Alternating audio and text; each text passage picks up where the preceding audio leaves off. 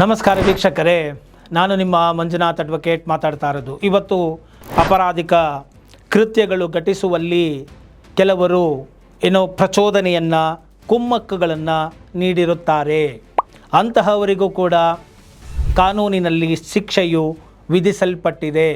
ಇದು ಬಹಳ ಮುಖ್ಯವಾಗಿ ತಿಳಿದುಕೊಳ್ಳಲೇಬೇಕಾದಂತಹ ವಿಚಾರ.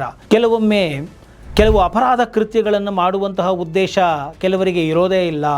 ಅವರು ಅಮಾಯಕರಾಗಿಯೇ ಇರ್ತಾರೆ. ಆದರೆ ಕೆಲವರನ್ನು ಅವರವರ ಬೇಳೆಗಳನ್ನು ಬೇಯಿಸಿಕೊಳ್ಳಲು ಅಥವಾ ಇನ್ನೇನೋ ಒಂದು ಕುಯುಕ್ತಿಗಳನ್ನು ಇಟ್ಟುಕೊಂಡು ಅಥವಾ ಇನ್ನೇನೋ ಸಂಚುಗಳನ್ನು ರೂಪಿಸಿಕೊಂಡು ಅವರ ಕೆಲಸಗಳನ್ನು ಮಾಡಿಕೊಳ್ಳಲು ಕೆಲವರ ಜೊತೆಯಲ್ಲಿಯೇ ಇದ್ದು ಹಿತ ಶತ್ರುಗಳು ಎಂಬುವಂತೆ ಇದ್ದು ಅವರ ಮನಸ್ಸನ್ನು, ತಲೆಯನ್ನು ಕೆಡಿಸಿ ಕೆಲವೊಮ್ಮೆ ಅವರಿಗೆ ಕುಮ್ಮಕ್ಕುಗಳನ್ನು, ಪ್ರಚೋದನೆಗಳನ್ನು ನೀಡಿ ಅಪರಾಧಿಕ ಕೃತ್ಯಗಳಲ್ಲಿ ಭಾಗಿಯಾಗುವಂತೆ ಮತ್ತು ಅಪರಾಧ ಕೃತ್ಯಗಳನ್ನು ಮಾಡುವಂತೆ ಅವರನ್ನು ಪ್ರತ್ಯಕ್ಷವಾಗಿಯೋ ಪರೋಕ್ಷವಾಗಿಯೋ ಅವರನ್ನು ಪ್ರಚೋದಿಸಿರ್ತಾರೆ.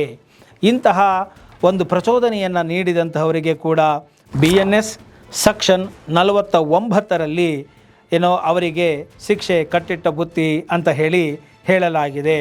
ಇನ್ನು ಉದಾಹರಣೆಗೆ ಒಬ್ಬರನ್ನು ನಿಂದಿಸುವಂತೆ ಅಥವಾ ಅವರನ್ನು ಹೊಡೆಯುವಂತೆ ಕುಮ್ಮಕ್ಕು ನೀಡಿ ಪ್ರಚೋದಿಸುವುದು, ಎಲ್ಲ ಪ್ರಚೋದನೆಯೂ ಕೂಡ ಶಿಕ್ಷಾರ್ಹ ಅಪರಾಧವಾಗಿರುತ್ತದೆ.